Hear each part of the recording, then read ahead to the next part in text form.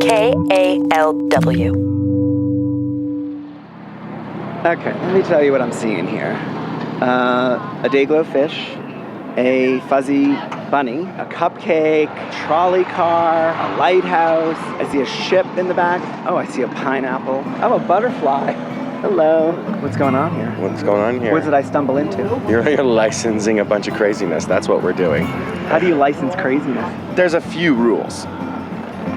Welcome back to a new episode of The Intersection at Burning Man. We begin where magical meets practical and art meets motion. Burning Man hasn't officially started, but there's plenty going on, including this line that looks like the Macy's Thanksgiving Day Parade if it were held in the middle of a dusty, desolate desert. But these aren't floats. They're called mutant vehicles or art cars, and the line is for the DMV, as in the Department of Mutant Vehicles. Unlike music festivals like Coachella, part of going to Burning Man is building this temporary city and the art that fills it. Most of that art is big, elaborate, and stationary, but these mutant vehicles are built atop golf carts, trucks, cars, and old buses. And as the week progresses, they will become both a transit system and a collection of roving parties with their own light shows, sound systems, and storylines. It's art that touches so many people's lives in a way that other pieces do, but are not as accessible.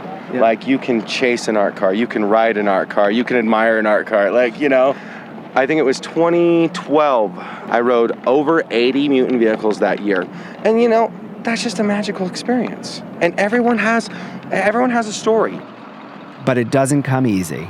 Building an art car just may be the ultimate Burning Man challenge. Once upon a time, you could just show up with a vehicle and tool around the desert. Then, in '96, 2 people were run over in their tents and 1 died in a head-on collision. Things had to change.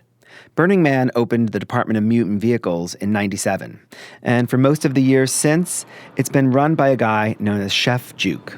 Basically, when the DMV first started, all you had to do was show up at the DMV and have a decorated vehicle, and we would give you a license. You know, it started off with the BLM being concerned about how many vehicles we're driving and realizing that we had to limit it. And, okay, let's have a better process to sort of say it needs to be more than just a paint job, this and that. When I first started going back in '96, there were mostly cars with cool paint jobs and stuff stuck to the body, like Legos and tile. Then there was a rash of moving couches and a few tiki bars on wheels. Over the years, they've become more complex and involved. That is an understatement. I mean, there's a 26-foot-tall steampunk metal octopus that shoots fire out of its tentacles. Another vehicle is rumored to have cost $5 million to build. And more people want to build and bring mutant vehicles to the playa. The application and approval process doesn't start in the desert. It actually begins back in March and doesn't end until the vehicle is inspected at Burning Man in late August by DMV volunteers. This year, Chef and the DMV receive approximately 1,000 applications, and they'll invite 800. They know from experience that of those invited, a sizable chunk won't end up cruising around Black Rock City. A lot of people will give us really pretty design images that they're not really able to match. The DMV rejects a handful of cars each year at the event, and many have to go through several rounds of inspections before they're greenlit. Also, plenty don't actually show up for one reason or another.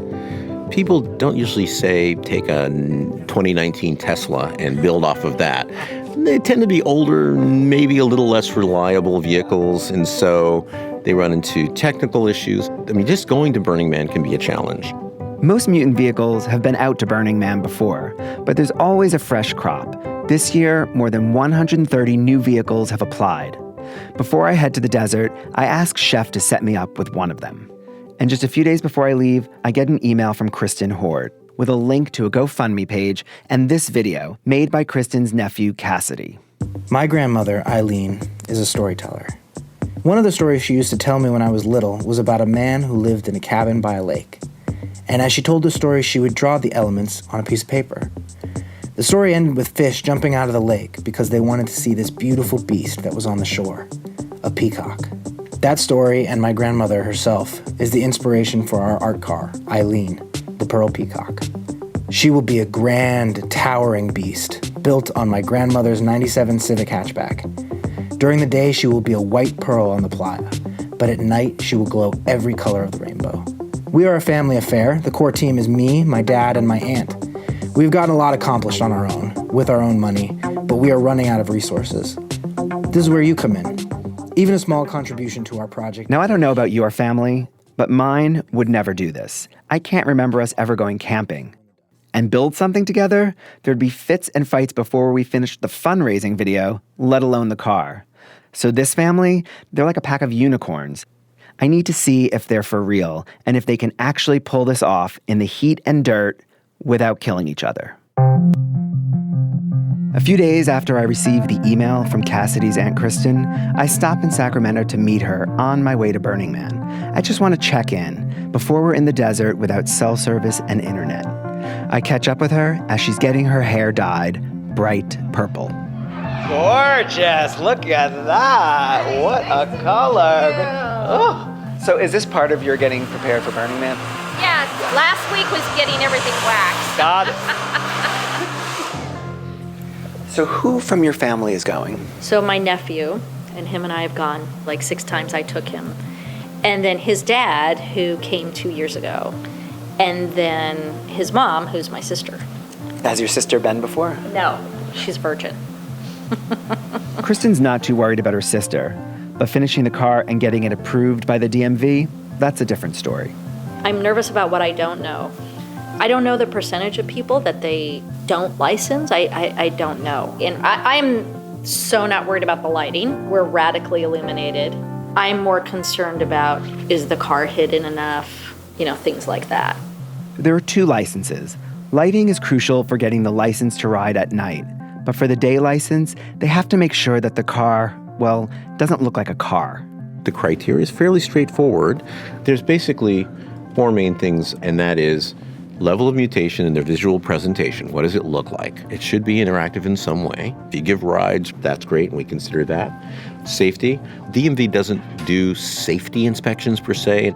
We look for obvious things, and we have some certain safety guidelines that you must adhere to. But if they have something obvious, like a big, sharp, pointy thing sticking up at 5'4", which is right about my eye level, we're going to say you need to have that not sticking out from your vehicle. But we don't want to tell them how to art. With the start of Burning Man just a few days away, the Peacock crew has been working hard for 7 months at Kristen's metal shop in Sacramento. Most don't live locally, so they've been Skyping weekly and commuting from LA, Portland, and outside Seattle to work on weekends. Now that the car has been pretty much built, they have to disassemble it so they can transport it to Burning Man, where they'll put it all back together. The next time I see Kristen is in the desert. Hello! Hello, darling! This is my sister, Robin Demore. and our mom is Eileen. This is Dennis Demore. That's her husband. Got it, and okay. his father. This is Got it, Cassidy. Heard a lot This is about David. you. David, lovely Yeah. to meet you. So he did the video. Are you the NPR guy? Yeah. Holy shit! Dude, wait, let me Yes, give yes, you a hug. yes. All right. I thought you were just some rando. So I came tonight just to sort of see where you were at, get a little tour. Oh yeah, you haven't seen it yet. So this is a 1997 Honda Civic. At the moment, it's still a suburban sedan, but now it has what looks like a metal bed frame attached to the roof. And a tall metal skeleton, which Kristen says is the Peacock's neck, sits beside the car. My mom drove it for 10 years. That's Eileen. She then gave it to my nephew, Cassidy, who drove it for 10 years. And he decided to get a new car, and he said, let's make an art car. This is where the feathers will go. And then this will be the neck and the head. So we're going to start tomorrow morning and put it together. I'm going to be here. Yeah, good. David, good morning. Did you ride over on a bike? Yeah. I return the next morning. There's some work being done, but aside from the constant rhythmic banging from the camp next door, the vibe's pretty relaxed. I check in with Cassidy, a long-haired, baby-faced bear hug of a guy with a laugh. Well, that reminds me of my own. So what's your plan for today? Like, when do you see what happening when? There's fabric that needs to go over the whole thing, making sure all the lights are working. There's a bunch of ropes, pulleys and bolts, metal bars that go down the length of it. The wiring needs to be finished. So it's a bunch of work. And then once we're done with that, we'll go get in line for the day license. It'll take us at least 4 hours before we try to leave. Do you have a cup? Do you want something to drink? I would love something to drink, and I do have. That's Robin, Cassidy's mom and Kristen's sister. She's the camp's designated photographer. She also keeps everyone fed and hydrated, myself included. Hey, Dave. This is Eileen. Robin's holding a fading snapshot of the car's namesake. That's the day she bought the car. So that's in 1996. She's 91 now. So tell me about your mother. Well, my mom, is from Indiana. She was married to my dad for 60 plus years and had 4 daughters. Like many parents, Eileen kept the house stocked with all manner of art supplies. What differentiates her from, say, my parents is her lifelong commitment to fostering creativity in other people's kids, too. She started a preschool and created a place where people camped outside to get their kids into the school because it was so interactive. And Eileen's also written books about developing creativity in children and about storytelling. So it's not surprising that she raised 4 creative kids. They would ask me, if I put this beside that, will that look good? I said, I don't know. Try it. I just let them decide what they wanted to make. I mean, they learned things sometimes when they weren't able to do what they wanted to do. My artistic talent is laughable because I'm always experimenting. Although Eileen questions her own abilities, she's clearly influenced her daughters. Both Robin and Kristen now make their living as professional artists. Robin says her mom's true gift is storytelling. She would dress up as Mother Goose, and she would go into schools, libraries, bookstores, and she would tell stories. And one of her classics was about a peacock. And so Cassidy remembered that story, and so as he was thinking about this car, he thought, I want to do a peacock. I want to call it Eileen the Pearl Peacock. This is his tribute to a grandmother who gave him a lot more than an old car. The peacock just seemed like a perfect example of her creativity that she passed on to my mother and to my aunt, and that they instilled in me. My first year seeing the art cars, it was like a dream, that like maybe one day, but I never really thought it would be feasible. It just seemed like the people who have the art cars out here are the like elites, like they're the ones that are doing it right and like have the best time because they don't get so tired from all the biking and walking and everything. Originally it was going to be a giant penis with feathers, so thank God my aunt got involved. And then I got my dad, started talking to him about it. I've worked construction years ago, and so I don't know, it just sort of comes natural to me. So when they started to talk about doing an art car, what was your initial reaction? Do it. Let's do it. Why not? I mean, it's one thing to have a great camp, but it's another thing to have an art car. This is Dennis's second time on the playa. I was here 2 years ago. Cassidy asked me to go, and it's like my son asks, and I do. I love hanging out with him, and this is like my favorite thing on the planet, and so why not?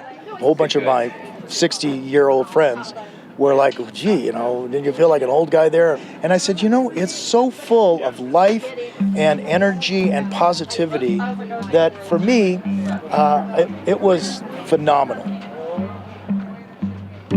They've never actually assembled the entire peacock. It was too big for Kristen's studio space. And now they've got to do it with the added challenge of 95-degree heat and frequent dust storms. And Cassidy has the added pressure of coordinating a team of 15, including his family, the artist who designed Eileen the peacock's head, plus some friends from high school. So the messenger lines, once all the messenger lines are in and the lights are tested, then we can put them on the car. So let's let them do their job. Are any of them done? Can we put one in? This one is done, and there's a second one that's done. Okay. We need ladders. So we're gonna lift together, ready? All right, One, here we go. 2, 3.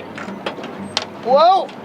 What's going on? It's falling out of this stupid deal. Another person in there? Yes, please, another person would be great. Do we have any clue where that tool went? I never saw it, so I don't. Why can't I twist it? I don't know. Something's caught. No, it's the bolts. No, there's a hole here. I'm pulling it off. I think I see the problem. What? There's screws that make it not flush. Okay, so are we going to re-drill the hole? Let's re-drill the hole. It's fine. Oh, wait Either- a minute. Wait What? I don't know. We haven't done this. Get the neck. They all have some experience building things, but like many folks coming to Burning Man, their dreams are exceeding their skill set.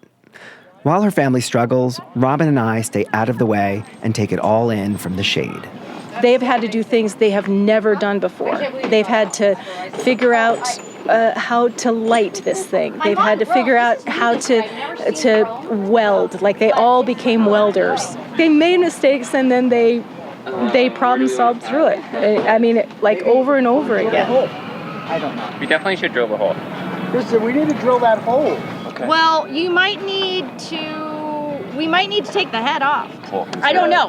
Let's drill the hole first. Yeah, we have to and do then that we'll do the neck fabric to see if where's we need the to drill? take the drill. I thought we were going to be done with this a long time ago. I'm drilling. Yep, drill.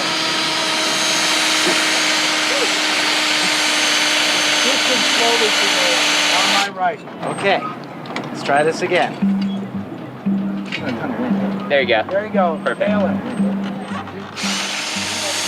Oh, wait.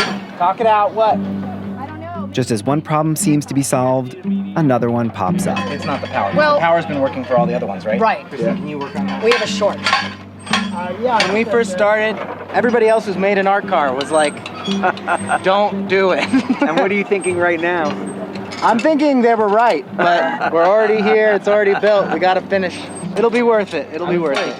Robin knows these people better than anyone. Any surprises in how people are reacting? They're much calmer than I would have predicted. There's no fight left in them. They're just- Unlike most of the people building Eileen, this is Robin's first time at Burning Man. She's now been here a couple of days, so I wonder how she's holding up. Gosh, I heard it was dusty. But I thought, how dusty could it really be?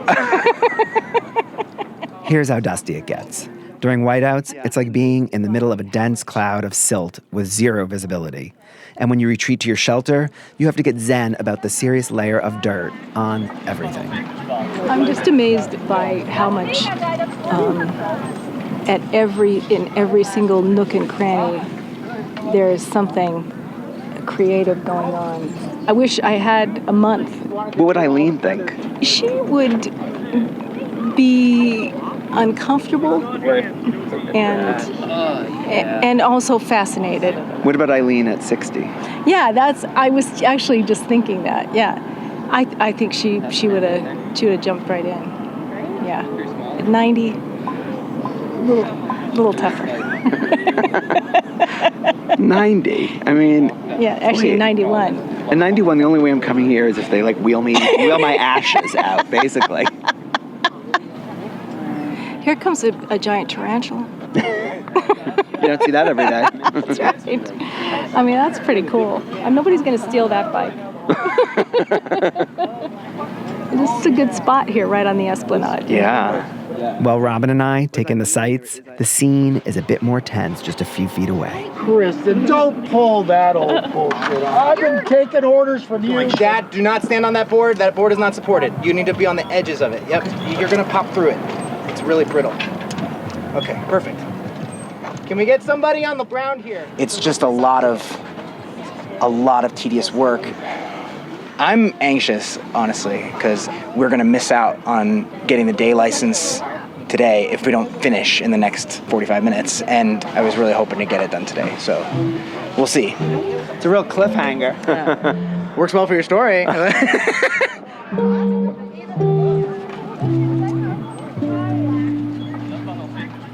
We all grab some much-needed sleep and get back to it the next morning. I'm back. We missed you. Do you have some breakfast? Do you want? No, 'cause I didn't. I have some leftover hash browns. If all goes as planned, they'll get their permit from the DMV today. We are just doing final tweaks. I was hoping to leave and be over there by 12:30. My guess is we'll leave around 1. An hour later, we're on our way. We're going to the DMV, Dad. Okay, is everybody on? Everybody's ready? Ready? I'm ready to get the fuck out of here like I have been for about a day and a half. So I don't actually know where the DMV is from here. Can anybody point me towards it? You want to head slightly left, and it's that way. I try to help Cassidy, but the surreal signposts make it a bit challenging to give directions. I think it is by that silvery thing, that shiny, shimmery thing, right in front of it. To the right of that? Left. Does anybody see the there's end a of the ship. line? See the Golden Gate Bridge? Head for the Golden Gate Bridge. Copy. That's the one. Man, it is hard to tell how fast I'm going. Shit, I should have gone to the bathroom. You'll have time. We take our place at the end of a long, long line. I have no idea how long this is going to take, so I decide to do a little exploring. Well, I'm going to work the line. I'll be back. All right. Don't let them do anything without me. What are you doing? Waiting in line. How are you? Good. What do we have here? It's a Lego croc. I get it. A Lego crocodile. Yes, that's right. And I bet it lights up It like does. hella. And from the front, you'll see beautiful eyes that actually shift. Wow. What do we have here? Fuzzy Claudette, the white elephant. And what's her story? Well, if you Google white elephant, you'll see that it is a possession it costs more than it's worth in expense, or something like that. It basically defines what, spending $10,000 on a fucking golf cart for a week. But I just like to give people rides, and it keeps me out of the sun and keeps my back from hurting from riding a bike. So my name is Cabin Boy, and this is my art car called the Tiki Tiki. And it's been out here for how many years? 10 years? Who are you guys? Fish tank. Fish tank. And what do we have here? A butterfly? Well, it's a dragon. So her name is Shelly the Crab. The wheels are retractable, so she can go from driving mode, 5 miles an hour, to walking mode and crab around. I actually prefer to ride on my electric skateboard a little ways away because I don't like the attention. So you can remote control it? Yeah. And what's your name? It's Dustin Hoffman. Is that real? Yeah, Mom said she was always going to name me Dustin, but didn't plan on marrying a Hoffman, so. Thank you so much. Yeah, thank you. Have a good one. Thanks. Cassidy, what have I missed? Nothing. We're just sitting in line. How long has it been? About an hour and a half. The Pearl Peacock has slowly been inching its way up the line. Now, they're almost at the front. So close, yet so far. Have you been helped yet? No. All right. Hi. I'm excited because this is a gorgeous car. Oh, thank you so much. Your paperwork and your driver's license, Absolutely. So now what are you looking for? Are you going to be doing the inspecting? please. I am. What are you looking for? So people think a lot of times that we're doing safety inspecting and things like that, but we're actually really just kind of like sort of like an art jury, really. A what? An art jury. Oh. We basically look to see that they brought what they said they would bring. Are we good here so we can go back in and take care of their stuff? All right. Anything for me to listen in on or beat it? Yeah, I can't really talk to you about it. I'm sorry, honey. We'll be back out in a second. A group of DMV volunteers gather inside the makeshift DMV office. The conversation looks serious, especially in light of the fact that they're talking about the artistic merits of a massive sparkly bird on top of an old Honda Civic. Can we speak to the owner alone? Yes. Hi. Certain angles that we're looking in, I think it's more so from over there, you can see a lot of car. Gotcha. And you're wanting to cover the car as much as possible. So I would suggest even maybe, again, I should be giving you specific, but I mean, if you came like, instead of straight on the trunk, over the trunk. We want to not see the car. Yeah. Okay. Okay. Great. So we'll get you guys stickered and get you approved, but we're just going to put some notes for next year that we need you to step it up and cover the car a lot more. Because they're going to look at your photos from last year, next year, Sure. and they're going to be like, wow, we're seeing a lot of car. Gotcha. All right, you guys have a great burn. Thank you so much. Okay, clear? How are you feeling? So good, man.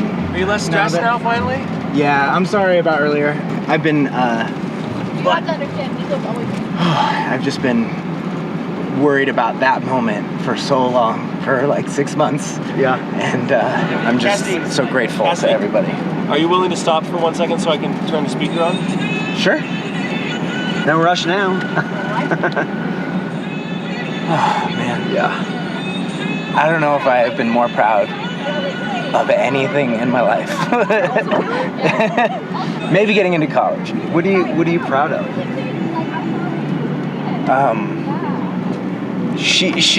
The one who approved us, she was like, "Oh, this is your first year," and we were like, "Yes," and she's like, "Oh, good," and I was like, "Why is that surprising?" She's like, "Because it's pretty," and that was like that touched my heart. Yeah. So it's cool to get that recognition, you know. Hey, we're legally driving in our car. I don't know where I'm going. I think I'll just go left of this. Kristen, what are you feeling?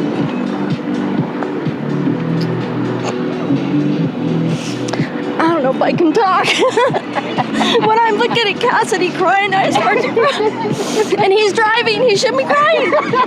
There's no crying while driving. They're relieved, but they aren't done yet.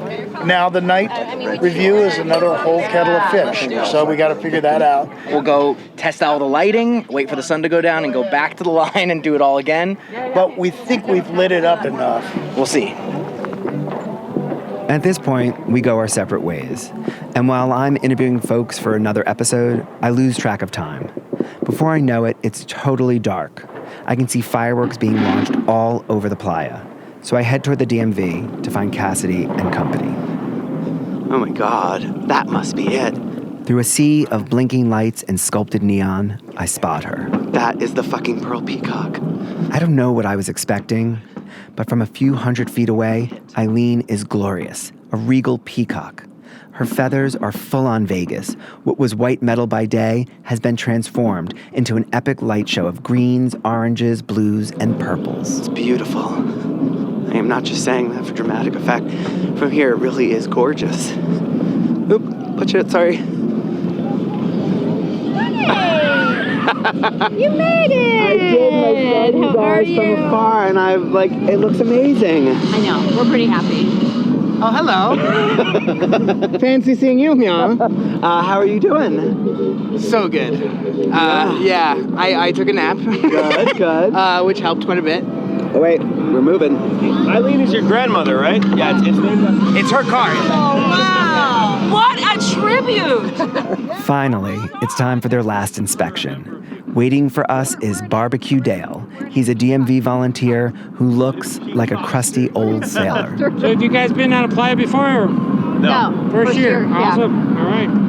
How they doing for first year? I'll let you know in a minute. They've looked at it from the standpoint of mutation during the day when they can see it, so that the original vehicle isn't so obvious, the base vehicle. At nighttime, we're looking to see if the lighting is radical. And? Well, let me finish looking at it and I'll tell you. Jeez. Well, I step back a little bit. Yeah. All right, and the whole thing you're looking at is like, as this is driving across the playa, does it say wow? And I think it says wow. It says wow to me when it was pulling up. All right, safety is first in my book. Yes. As it is for Burning Man. So stay at 5 miles an hour, make sure you got good visibility, and you'll be fine. Yeah! Can I give you a hug? Thank you so much. Be safe out there, man. We will. Thank you. All right, are we done now? To the right slightly. We head back to camp, where Cassidy has something waiting for us on ice. Yeah. I just want to express my immense gratitude for all of you that this fucking thing existed in your brain first, and thank God for that, because we wouldn't have had a clue what to do. And I'm so glad that you were my partner in crime on this, because I needed it. And Kristen, we are not worthy. You gave us your home, and you let us take over your workshop and destroy your tools. Yes, this took over my life. This is all about Eileen. This is really about her and the life she's given us. And, really none of us would be here. Ultimately, it leads back to her. Yeah. Because of her genes and the creativity. So So, all right, so. For hundreds of years, boats have been christened by the breaking of a bottle. Oh my God. And it's usually done by a woman. So wow, seriously? You have the honor. I christen thee, Eileen, the Pearl Peacock.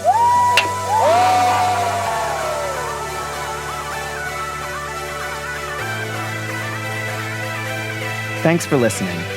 On the next episode of The Intersection, we'll meet a group of burners whose mere presence at the event may surprise you. It confuses other people. They're like, what do you mean a blind person is going to Burning Man? What are you doing here? Why? How can you understand this? Listen to new episodes every other Wednesday. Subscribe to The Intersection podcast wherever you get your audio fix. If you like what you hear, leave us a review. And if you want to know more about the podcast, head to theintersection.fm. Well, you're part of the family now, David. I'll see you at Thanksgiving. The Intersection is a co-production of David Boyer and KALW. Jonathan Davis is the associate producer. It's edited by Ben Trefny and engineered for your listening pleasure by Gabe Graben, with theme music from Eric Pearson. And this time, with vocal coaching from Shireen Adel. Until next time, I'm David Boyer, and this is The Intersection.